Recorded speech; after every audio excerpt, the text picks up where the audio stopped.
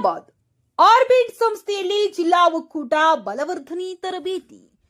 Humnabad orbit ಸಂಸ್ಥೆಯಲ್ಲಿ ಜಿಲ್ಲಾ ಒಕ್ಕೂಟ ಬಲವರ್ಧನೆ ತರಬೇತಿಯನ್ನ ಹಮ್ಮಿಕೊಳ್ಳಲಾಗಿತ್ತು. ಗಿಡಕ್ಕೆ ನೀರು ಹಾಕುವ ಮೂಲಕ ಕಾರ್ಯಕ್ರಮವನ್ನ ಉದ್ಘಾಟಿಸಲಾಯಿತು. ಎಂಡಿ ಹರಳಪ್ಪ ಬಳ್ಳಾರಿ ಸಂಸ್ಥೆಯ ಮಹಿಳಾ ಸಬಲೀಕರಣ ಯೋಜನೆಯ ಸಂಪನ್ಮೂಲ ವ್ಯಕ್ತಿಯಾಗಿ ಆಗಮಿಸಿದರು. ಸಭೆಯಲ್ಲಿ ಉಪಸ್ಥಿತರಿದ್ದ ಫಾದರ್ ಆಲ್ಬರ್ಟ್, ಸಹ ನಿರ್ದೇಶಕರು ಆರ್ಬಿಟ್ ಸಂಸ್ಥೆ ಹುಮ್ನಾಬಾದ್ ಇವರು ಮಾತನಾಡಿ, ಜಿಲ್ಲಾ ಒಕ್ಕೂಟ ಎನ್ನುವುದು ಒಂದು ಒಗ್ಗಟ್ಟಿನ ಸಂಕೇತ. ಸದಸ್ಯರೆಲ್ಲರೂ ಸಮುದಾಯದ ಅಭಿವೃದ್ಧಿಗಾಗಿ ದುಡಿಯುವವರಿಗಾಗಿ ಹೊರಹೊಮ್ಮಲೇಬೇಕೆಂದು ನುಡಿದರು.